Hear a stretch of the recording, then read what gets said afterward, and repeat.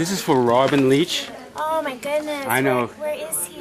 He had shoulder surgery. I was tweeting him the other day. I owe him a glass of champagne. So Oh, great. I'm really sad that he's not here. So. He should be here on Saturday for the red carpet and the show. Are you rolling? So, yes, I am rolling. Best wishes, Robin. I hope you feel better. I'm really sorry you're under the weather. I miss you. Come on, come see me. Yeah, like my priority was to meet with you and interview you. Nice. I wish I could give you a glass of champagne to go for him. Great. Okay. What's the best thing about the porn business? Oh my goodness.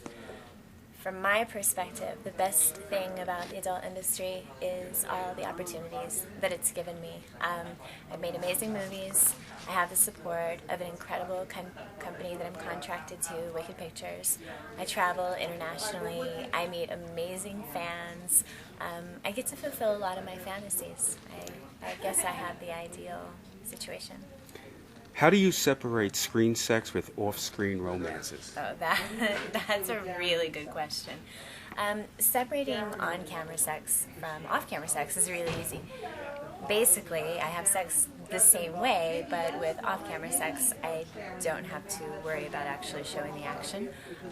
I do what I love, both on camera and in my personal life.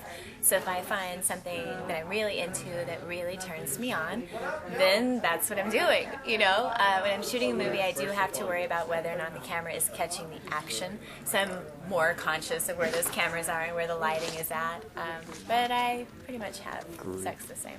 What do your old school friends say about you being in the porn business? Well, when I first started in the adult industry, I had some friends from Texas who were absolutely appalled. They didn't know how I could do it. It was scandalous. So I just kind of let them go for a while, and I didn't much stress out about it. And a couple of years later, once I had made a name for myself and once I had joined forces with Wicked, these are the same people that are now trying to contact me via Twitter, really, that's Facebook. Funny. They're trying to email me. They're trying to join the fan club. They're members of my website, and they went free porn. That's so, funny. you know, I think when you get into the adult business, in any aspect, you really find out who your true friends are. Exactly. What advice would you give to a girl about to shoot her first porn movie?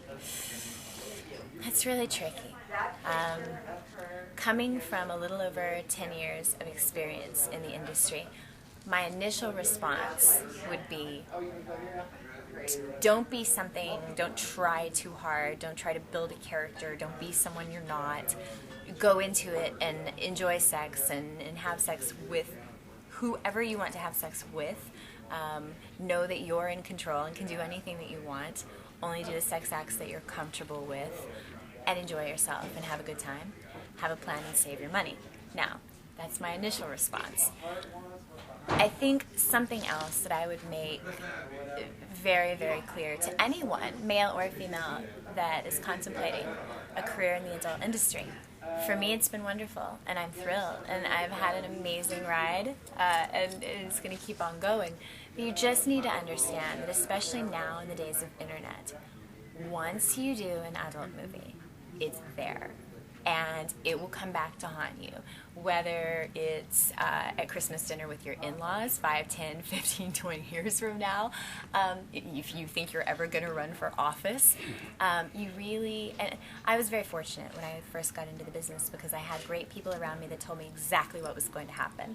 And I came into it with a full understanding of what I was doing. And I think that it's really important that you do that, because if you think you can just get in, make quick bucks, and then leave, it's not the case at all.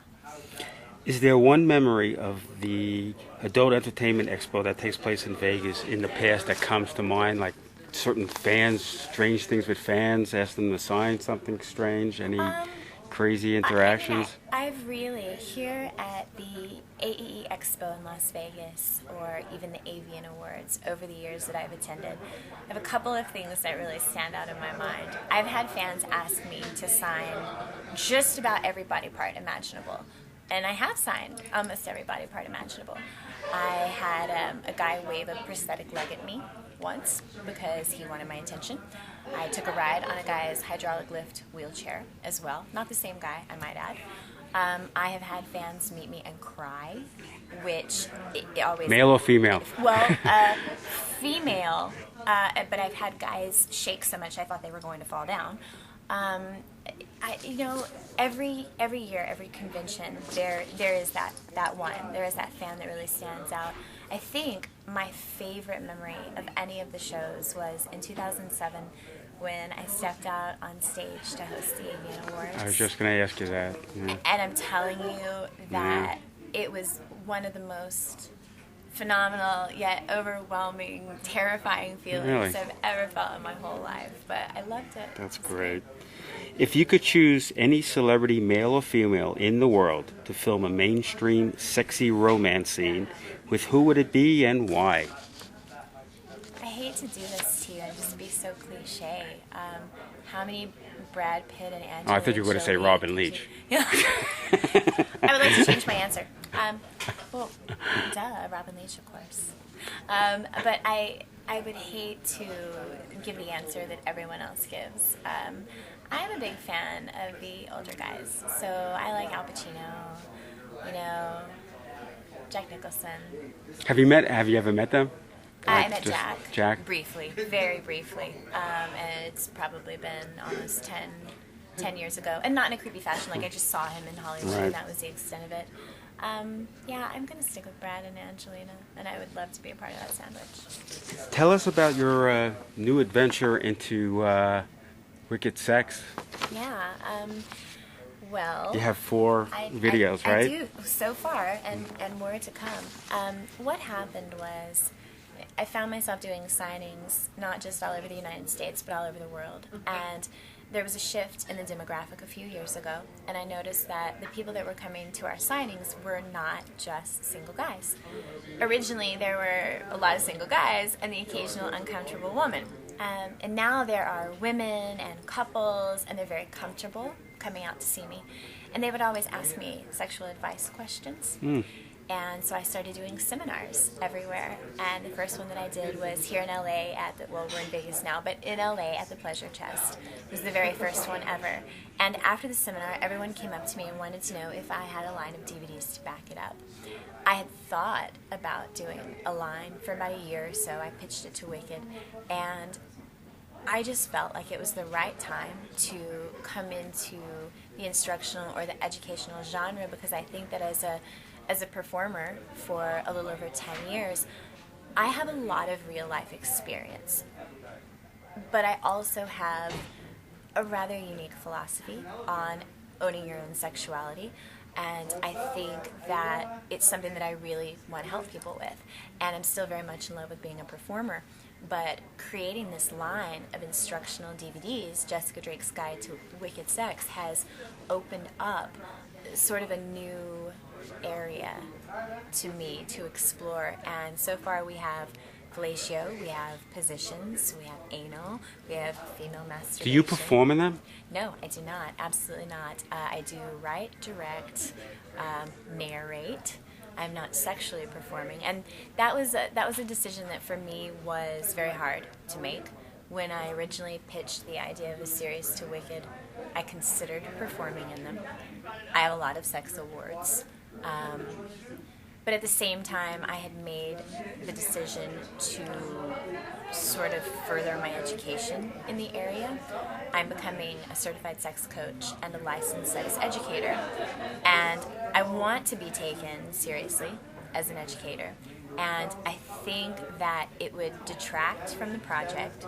So instead, I just choose my people very carefully. I choose people that are great at the topics that I've chosen to do. And a lot of research, no pun intended, but a lot of research goes into each volume that I put out, and they've done really, really well for us so far. They've got a ton of nominations at the AEE Awards on Saturday, and I just went to the XBiz Awards, which I was also one of the hosts of, and it won its first award ever, my line for Best Specialty Release. Congratulations. Thank you for the anal edition, which is one of my personal favorites. But I'm really excited to continue doing that, and this year I really plan on bringing a lot more of them out. Jessica, I want you to know you look fantastic as always. Thank you. And thank you for this interview, and good luck on everything you do in the future. Thanks for taking the time with me. Bye, Robin. I hope you feel better. Thanks.